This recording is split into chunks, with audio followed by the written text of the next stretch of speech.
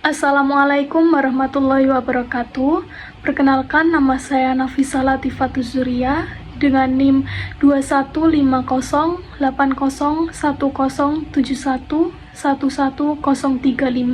dari kelas M01 mata kuliah Ekotoksikologi. Dengan ini saya akan mereview jurnal terkait topik pengujian dan manajemen resiko ekotoksikologi.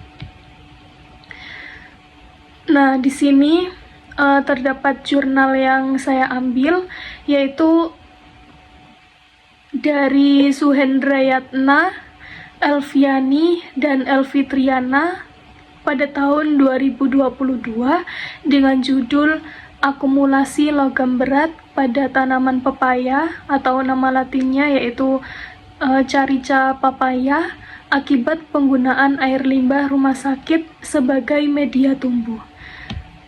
Nah, bisa dilihat pada gambar, yaitu terdapat halaman dari jurnal yang saya gunakan.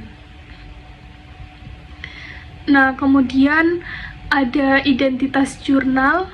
Di sini seperti yang tertera, terdapat judul Akumulasi logam berat pada tanaman papaya, Carica papaya, akibat penggunaan air limbah rumah sakit sebagai media tumbuh.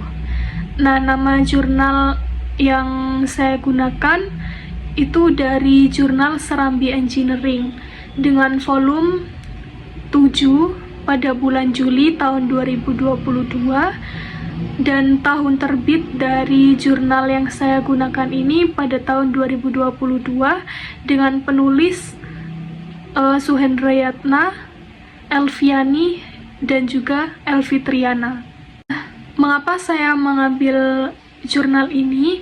Karena ada beberapa faktor yang menjadi latar belakang dari penelitian yang dilakukan oleh penulis, yaitu salah satu masalah utama lingkungan yang ditimbulkan oleh limbah rumah sakit adalah kualitas pembuangannya, seperti limbah perkotaan yang banyak dibuang tanpa pengolahan awal. Nah, rumah sakit ini merupakan sumber pencemaran tak terbantahkan dari banyak senyawa kimia beracun di lingkungan karena aktivitas laboratorium ataupun ekskresi obat ke dalam air limbah. Kemudian hal ini dikarenakan rumah sakit menggunakan berbagai bahan kimia sebagai obat-obatan, radionuklida, pelarut, dan juga disinfektan untuk keperluan medis sebagai diagnostik, desinfeksi, dan juga penelitian. Setelah digunakan beberapa zat tersebut dan obat-obatan yang tidak dimetabolisme oleh pasien, maka akan masuk ke dalam saluran pembuangan limbah rumah sakit. Nah, obat-obatan yang tidak terpakai itu terkadang juga dibuang ke saluran pembuangan rumah sakit. Nah, kemudian kontak antara polutan dari rumah sakit ini dengan ekosistem perairan akan mengarah pada resiko yang terkait langsung dengan keberadaan zat berbahaya yang dapat memiliki potensi atau efek negatif pada keseimbangan biologis lingkungan alam. Kemudian, resiko yang dimaksud adalah kemungkinan munculnya efek toksik setelah organisme terpapar oleh zat berbahaya. Nah, dalam konteks pembuangan air limbah rumah sakit ke dalam ekosistem perairan, paparan zat berbahaya, terutama desinfektan, obat-obatan, dan yang tidak termetabolisme dan radionuklida, maka perlu mempertimbangkan kemungkinan resiko bagi organisme air di suatu perairan.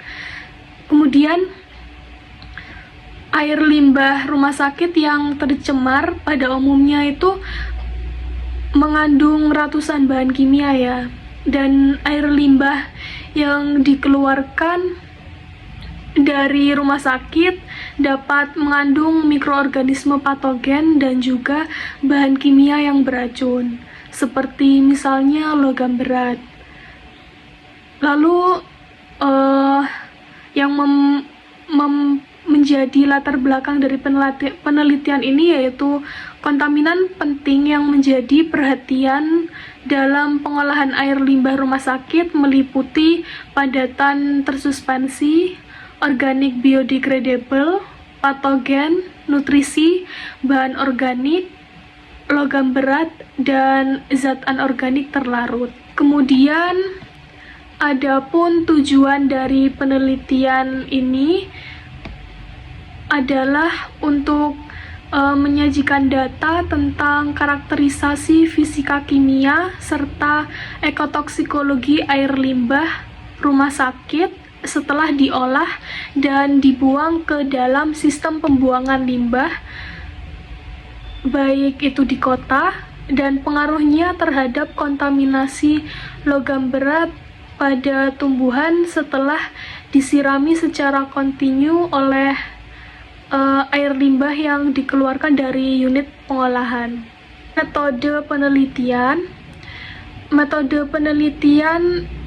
dari jurnal ini yaitu sampel air limbah yang berasal dari pipa pembuangan IPAL atau instalasi pembuangan air limbah cair merupakan salah satu rumah sakit pemerintah di Provinsi Aceh yang dikumpulkan dalam wadah steril yang bersih dan selanjutnya akan dibawa ke laboratorium untuk dianalisa. Nah, analisanya sendiri yaitu menggunakan analisis fisiokimia sampel yang dilakukan dengan menggunakan metode standar. Nah, hasil analisa selanjutnya akan dibandingkan dengan baku mutu Kapman LHK nomor P68 tahun 2016. Selanjutnya ada hasil dan pembahasan. Nah, dalam semua sampel yang dipelajari dari studi itu kan pH air dalam kisaran basah sekitar bernilai 7,64, dan dari hasil studi air limbah rumah sakit ini mengindikasikan bahwa limbah ini pada dasarnya setara dengan limbah domestik, yaitu air limbah sanitasi dari sumber perumahan dan komersial, dan biasanya itu dicirikan dengan konsentrasi polutan BOD5 yang berkisar antara 50 hingga 400 mg per liter, dan COD bernilai antara 150 hingga 800 mg per liter, dan TSS bernilai antara 60 hingga 200 mg per liter. Dan konsentrasi BOD ini berkisar antara 12 sampai 25,97 mg per liter yang nilainya lebih kecil dari nilai yang diperoleh untuk air limbah rumah sakit. Dan pengamatan yang dilakukan pada sampel air rumah sakit yang diteliti untuk COD itu berkisar antara 24 hingga 31,13 mg per liter. Dan untuk TSS-nya sendiri itu berkisar antara 7 hingga 22 mg per liter. Nah, nilai yang diperoleh untuk parameter ini juga lebih kecil dari nilai yang diusulkan oleh Peraturan Perundang-undangan Indonesia atau Kapman LHK nomor P68 tahun 2016. Dan nilai ambang COD, BOD5, dan TSS untuk air limbah yang harus dicapai dalam jaringan saluran pembuangan yang ditetapkan oleh peraturan pemerintah Indonesia, yaitu 100 mg per liter untuk COD, 30 mg per liter untuk BOD5, dan 30 mg per liter untuk TSS. Dan pada sampel ini terdapat sampel air keluaran dengan konsentrasi COD, BOD5, dan TSS tidak melebihi baku mutu yang disebutkan tadi. Kemudian dalam sampel limbah konsentrasi amonia itu berkisar antara 1,45 sampai 27 mg per liter, di mana nilai tersebut lebih tinggi dari nilai peraturan perundang-undangan yang tertera, yaitu sekitar 10 mg per liter. Dan kandungan logam berat ditemui pada air limbah dengan nilai relatif. Logam tersebut antara lain terdapat besi, mangan, tembaga, seng, kromium, kadmium, timbal, nikel, dan merkuri. Kemudian secara umum diperlihatkan bahwa air limbah hasil pengolahan IPAL rumah sakit memenuhi kriteria peraturan perundang-undangan dengan kandungan polutan relatif rendah dan masih berada pada level yang diizinkan, dan IPAL memainkan peran penting dalam mengurangi nilai kandungan kontaminan dari air yang diolah. Dan namun di sebagian besar kasus kontaminan ini tidak cukup dihilangkan dalam proses pengolahan air limbah, sehingga akan mengakibatkan kehadiran polutan tersebut masih bertahan dalam air limbah di lingkungan perairan setelah diolah nantinya. Air limbah rumah sakit memiliki karakteristik polutan yang dominan, yaitu mengandung pH dengan nilai yang tertulis, TSS, BOD5, dan COD. Dan sementara kandungan logam berat seperti Zn, kromium, kadmium, dan juga nikel. Nah, walaupun hasil air limbah rumah sakit ini telah diolah pada IPAL dengan hasil penurunan kandungan kontaminan yang memuaskan hingga berada di bawah batas konsentrasi yang diizinkan, namun keberadaan kontaminan tersebut masih beresiko terhadap lingkungan, terutama terhadap kehidupan tumbuhan terkait dengan pertumbuhan dan kemampuan akumulasinya. Pengaruh air limbah keluaran IPAL rumah sakit sebagai media terhadap tumbuhan. Nah, dihasilkan di sini bahwa akumulasi logam Hg, CD, dan Pb ditemukan pada buah pepaya masing-masing dengan kandungan 0,179, 0,582, dan 2,327 mg per kilogram. Dan sementara logam lainnya seperti Cr dan As tidak ditemukan dalam buah pepaya. Dan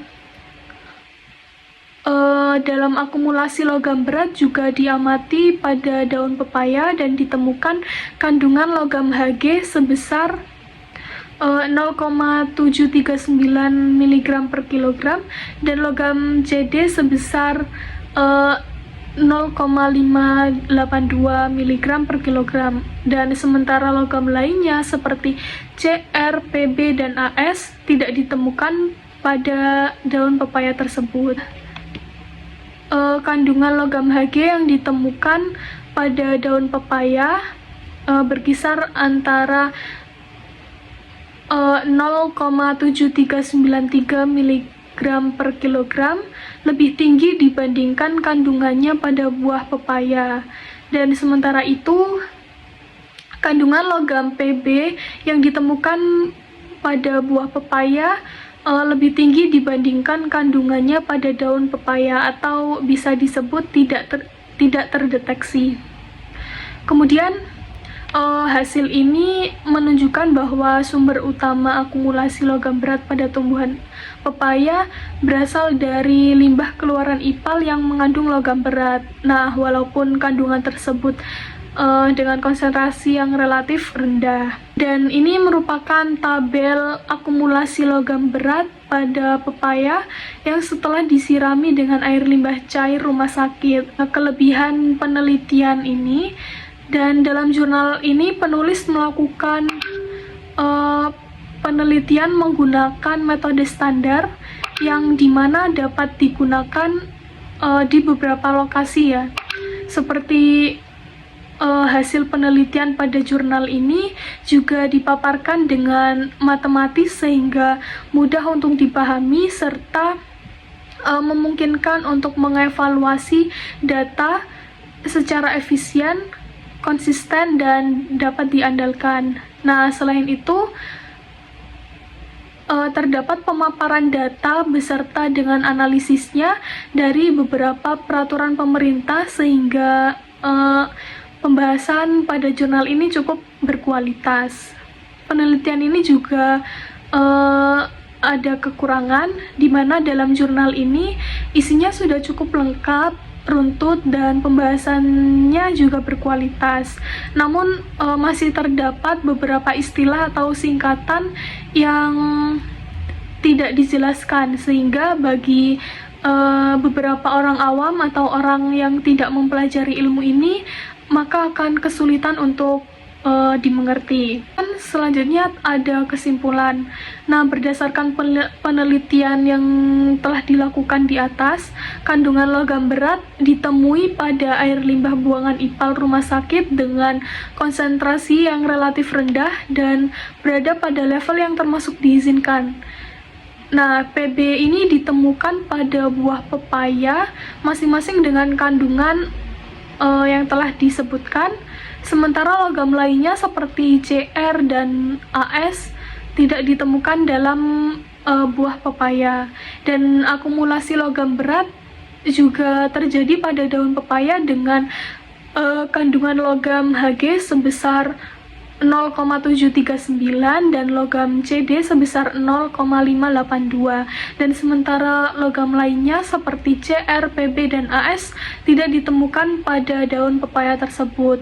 Dan hasil ini menunjukkan bahwa sumber utama akumulasi logam berat pada tumbuhan pepaya berasal dari limbah keluaran ipal yang mengandung logam berat. Yang terakhir ada manajemen resiko. Manajemen resiko ini yang terkait dengan air limbah rumah sakit karena terdapat beberapa anggapan masyarakat bahwa air limbah yang telah diolah ini dapat digunakan langsung untuk kegunaan lain seperti misalnya penyiraman tanaman dan penggunaan lainnya seperti land application. Dan land application ini merupakan kegiatan pemanfaatan air limbah untuk ke tanah dengan memperhatikan kajian terhadap pengaruh pembudidayaan ikan, hewan, dan tanaman.